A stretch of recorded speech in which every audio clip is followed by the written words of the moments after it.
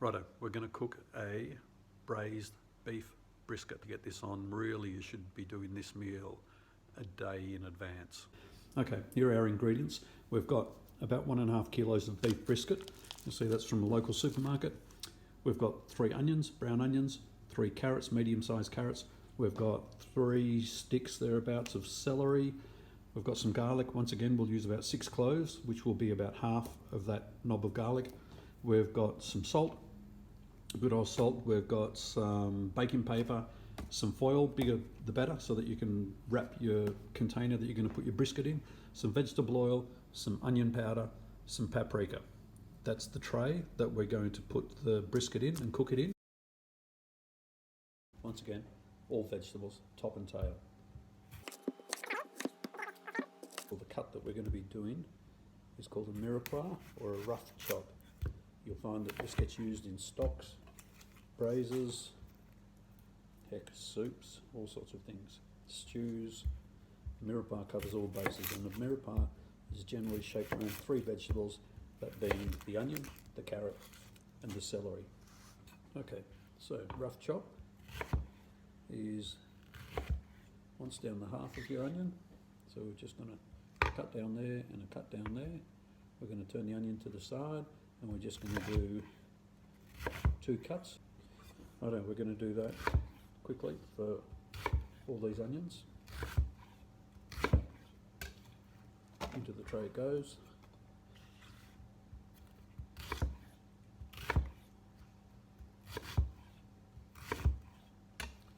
Everything's been washed beforehand, so we're just making a bed for the brisket to sit in. It's going to cook it and flavour it. Top and tail the carrots. Similarly, we get a carrot. Now, depending on the size and thickness of the carrots, cut that in half again, and once again, just a rough chop. That again just gets sprinkled in.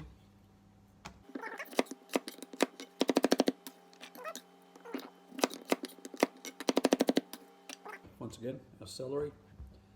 Get your celery sticks, get the salt out of the way so you can actually see it. Cut them in half, turn them sideways. Because it's a mirepoix, which is a rough chop, cut them in half again.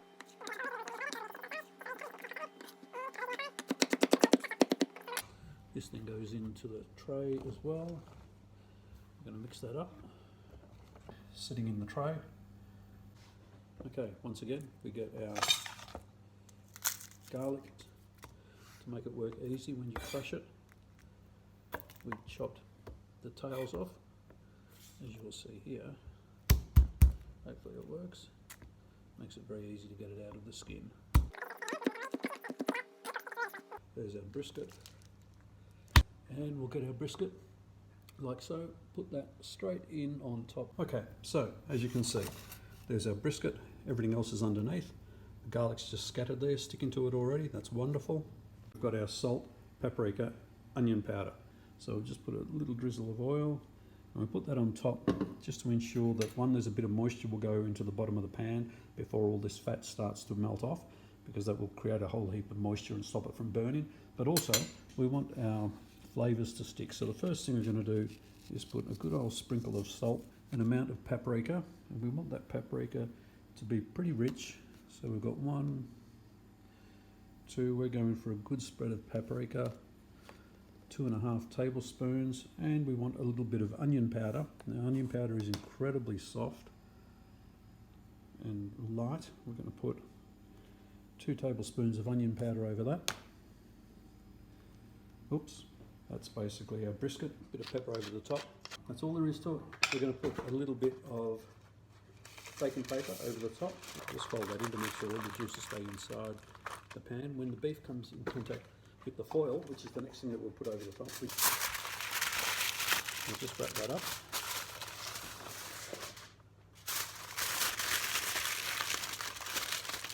That's going to go into the oven for 4 to 5 hours, would be perfect. Okay, we're looking at this thing in the oven, 4 to 5 hours, if you can get it there for that long. In it goes. Okay, that's on in the oven at 200. In about 20 minutes, I'm going to turn that down a bit to around 175 and leave it there for a couple of hours.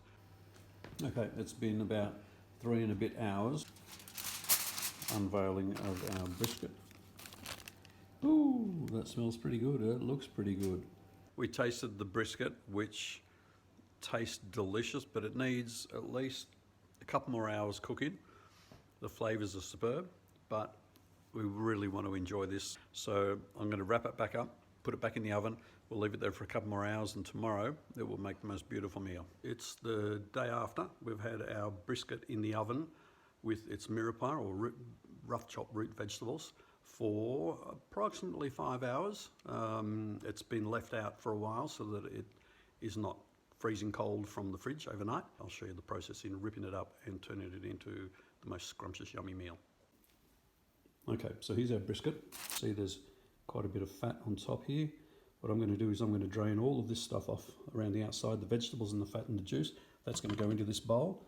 Then I'm going to cut this in half and start shredding it. Okay, see that there? I'm going to slice that down lengthways. All the juices and vegetables into that bowl. Beautiful. Beautiful.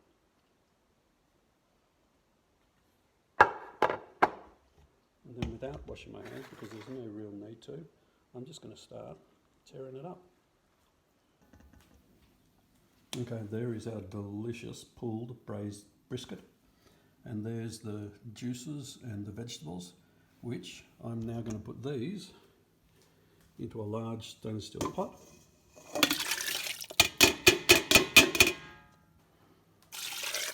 And we're going to bring that to the boil and add some powdered gravy to it. Okay, this is the juices out of the pot, out of the braising tray that the brisket was braised in. You can see they're starting to boil away. It'll be boiling rapidly in the middle in a second. In the meantime, over here we have the same bowl that we used earlier, save washing up. There's our brisket there. There's our rich gravy mix. Now, purists will say that's awful, so well, you haven't tried it yet. It's okay for what it is. It's approximately 1 spoonful for every litre. So we've got about 2 litres there. So we'll do 1 and a little bit. We don't want it too thick. I'll add some water and whisk it, and then we'll put it together.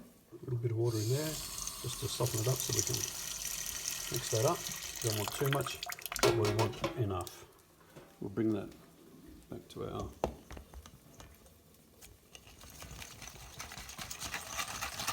give that a quick mix. We just want to make sure all the lumps are out.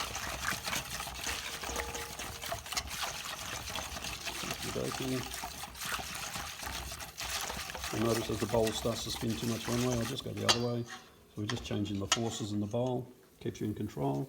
We'll tip that, got to watch what I'm doing here, directly in. That needs at least a couple of minutes to thicken up. Give it a mix. You see that thickening up almost instantly. Beautiful. Okay, I've got rid of the whisk. I've got a wooden spoon here. I'll put a splash more water in there. We're just going to let this cook out for 2 minutes, and then we'll throw the brisket in. Braised brisket with vegetables and gravy.